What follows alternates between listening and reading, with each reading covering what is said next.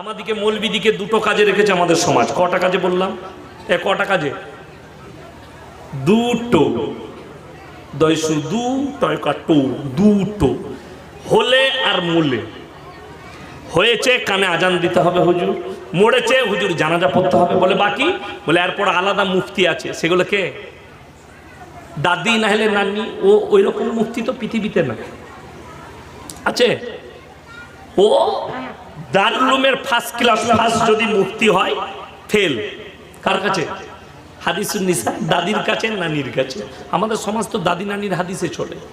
আমাদেরকে অনেকজন জিজ্ঞেস করছে হুজুর এই পেটে বাচ্চা এলে 7 ভাজা খাওয়াতে হয়, আপনাদের এখানে খাওয়াই না? বীরভূমে এ ভাজা খাওয়াই না?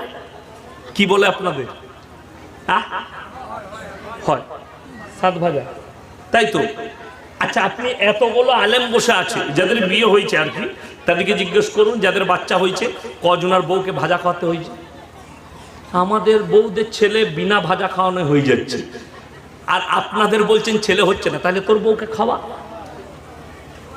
এই বীরভূমের ছেলে আমাকে ফোন করে বলছে হুজুর আমাবস্যার রাতে কি বিয়ে করা যাবে? আমি বললাম মোটেই করবি না, কালো ছেলে হবে। কি বলবো তাকে? হাদিস বিরোধী কথা, কোরআন বিরোধী কথা, যেগুলো কিছুই না। এই যেমন মেয়েদের একটা মারাত্মক হাদিস কি জানেন?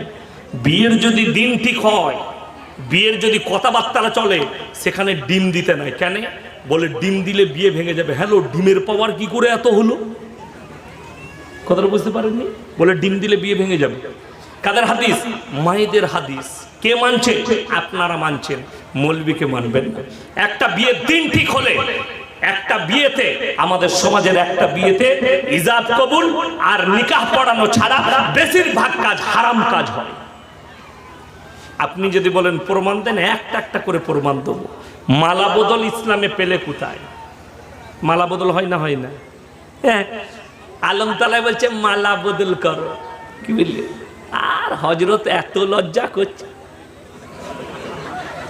লজ্জা সীমা নাই, হারাম কর। এই যেমন আমাদের দেখুন যতগুলো মৌলবি আছে, কারো হাতে আংটি আছে? কথা বলেন না? আংটি আছে, সোনার আংটি কারো হাতে আছে? আমার গলাটা দেখুন, সোনার চেন আছে আমার গলায়? নাই। আমাদের দেশের ছেলেরা বিয়ে করতে গেলে আর মা বলে বাপ একটা সোনার চেন পরে যাবা। কি বলে?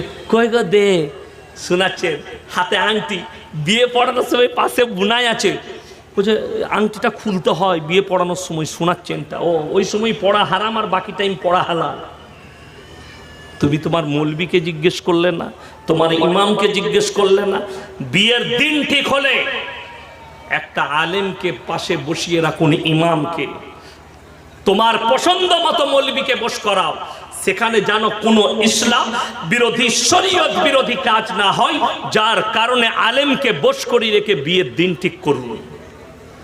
অনেক বাপের বেটা ভয় করবে, একটা যদি ইমাম আর আলেম বসে থাকে তার সামনে পনের কথা বলতে ভয় খাবে।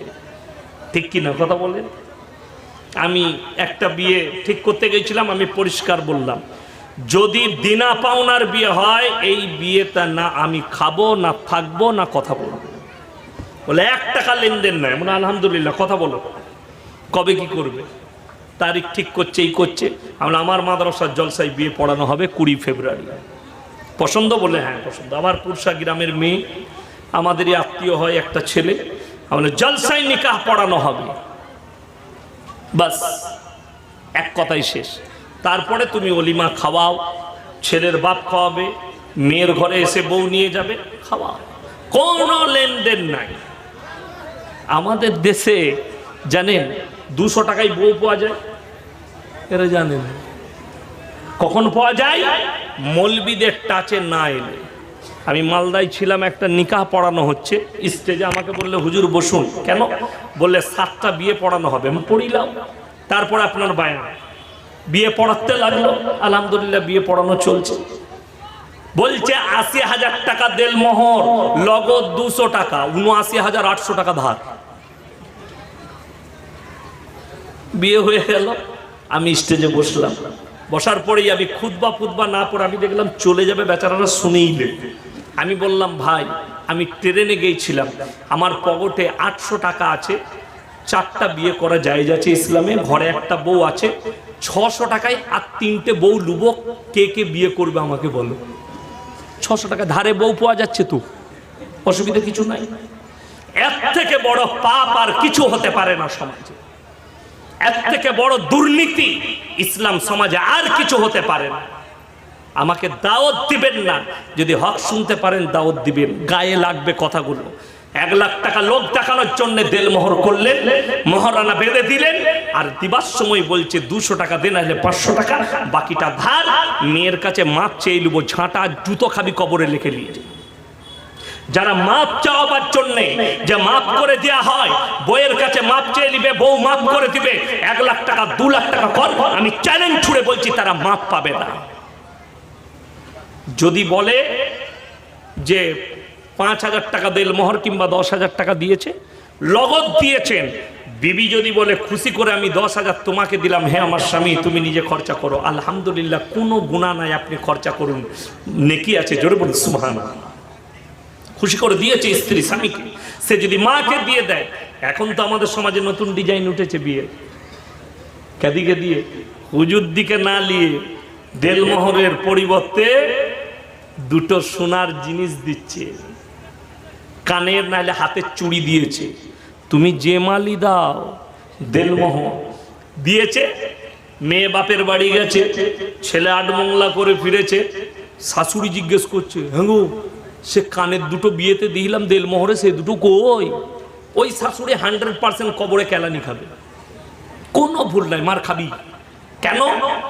দেলমোহরের ব্যাপারে না শাশুড়ি না শ্বশুর না স্বামী কেউ জিজ্ঞেস করতে পাবে না, সেটা মেয়ের হক, সে যা ইচ্ছা তাই করবে। সে স্বামীকে দিতে পারে, শ্বশুরকে দিতে পারে, শাশুড়িকে দিতে পারে, বাম্মার পেছনে খরচ করতে পারে, সে দান করে দিতে পারে, এটা তার হক। মহারানাটা কষ্ট তো এই জায়গায় কেন জানেন? এই দুর্নীতি। তার কারণ হচ্ছে আপনারা আলেমদেরটা চেনেন, উলামাদিকে সাথে নেন না। কেন নেন না? দুর্নীতি করতে পারবেন না, অবৈধ কাজগুলো আপনারা করতে পারবেন না, যার কারণে উলামাদিকে সাথে নিয়ে যাবে না। উলামাদিকে বিয়েতে, আমাদিকে তো শুধু বিয়ে পড়ানোর লেগে, কি হুজুর আসুন ইজাব কবুল করি দেন, ইজাব কবুল করালো, বিয়ে পড়ানো, প্যান্ডেলের পয়সা মিটে যায়।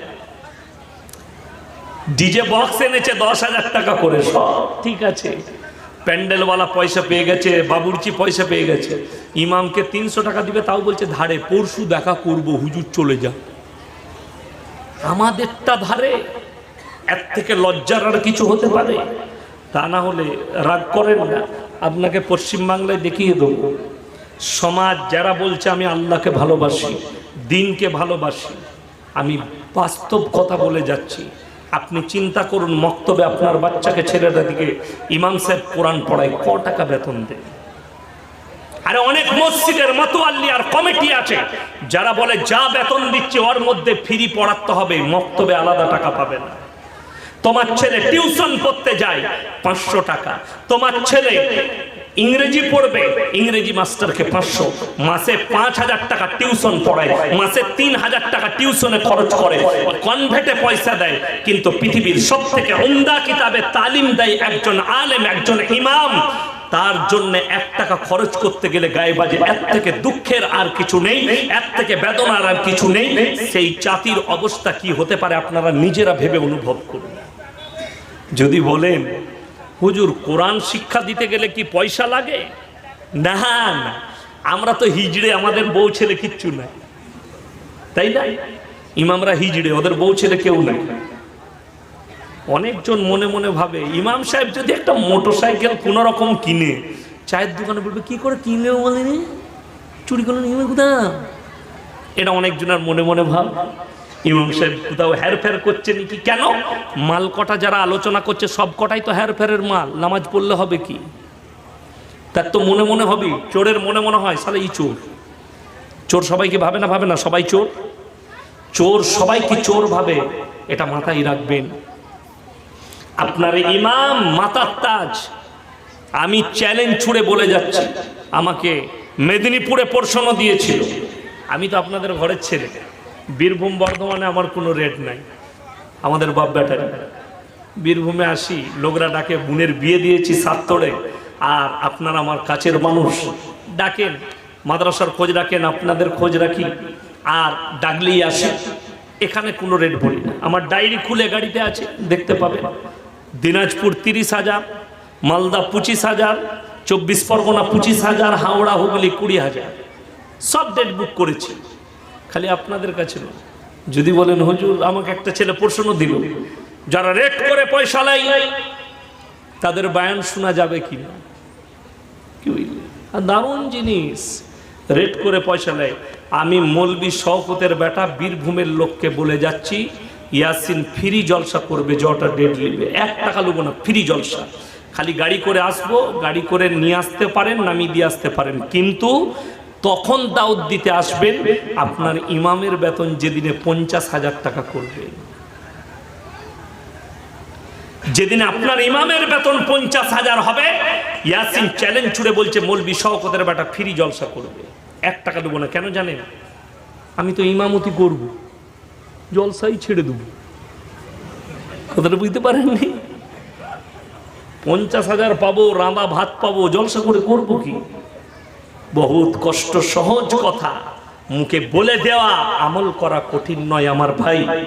আজকে একটা আলেমের যদি বলেন ইমামের কেন এত মূল্য হয়, আপনাকে চ্যালেঞ্জ ছুড়ে বলছি, আপনি কোনোদিন সরকারকে প্রশ্ন করেছেন 3 ঘন্টা ডিউটি করে, 4 ঘন্টা ডিউটি করে একটা প্রফেসর, একটা মাস্টার, একটা ডাক্তার, একটা আউটডোরে গিয়ে 3 ঘন্টাও ডিউটি করে না, 1 ঘন্টা রুগী দেখে পালিয়ে আসে নিজের চেম্বারে, কোনোদিন প্রশ্ন করেছেন যে কেন এত টাকা বেতন নিবে? সমাজের লোক কেউ করেনি। আমি ডাক্তার দিকে মাস্টার দিকে ঠেস পৌঁছাবার জন্য বলিনি, তাদেরকে ব্যথা দিবার জন্য বলিনি, আমি জাস্ট উদাহরণ দিচ্ছি। একটা ইমামের যদি 50,000 বেতন বলি, তো আপনি বলেন কেন ইমামকে নামাজ পড়াবে, আল্লাহ দিনের কাজ করবে কেন? আপনার জানা নেই যে ডাক্তার চিকিৎসা করছে ওটাও দিনই খিদমত, যে মাস্টার পড়াচ্ছে ওটাও দিনই খিদমত। তার নিয়তটা ঠিক হতে হবে, মানুষকে শিক্ষা দেবার জন্য। আমি ডাক্তার হয়েছি মানুষকে পরিষেবা দেবার জন্য, কিন্তু তার জন্য কিনা পয়সা লাগবে। তখন বলবেন তার পরিবার আছে, তার অনেক কিছু আছে, তার টাটাস আছে। ও, আর আমরা হিজড়ে মা, আমাদের কিছুই নেই। কষ্টের বিষয় ওটাই। বিবেককে জিজ্ঞেস করবেন। আমি আপনাকে বাই প্রেসার দিতে আসিনি, আপনার যা ইচ্ছা আপনি আল্লাহর কাছে আপনার জবাব দিবেন, আমি আমার জবাব আল্লাহর কাছে দেব। আপনি খালি আপনার বিবেককে জিজ্ঞেস করবেন যে আপনি কি করছেন, আপনি কি বলছেন, এটা বিবেকের সঙ্গে কথা বলবেন।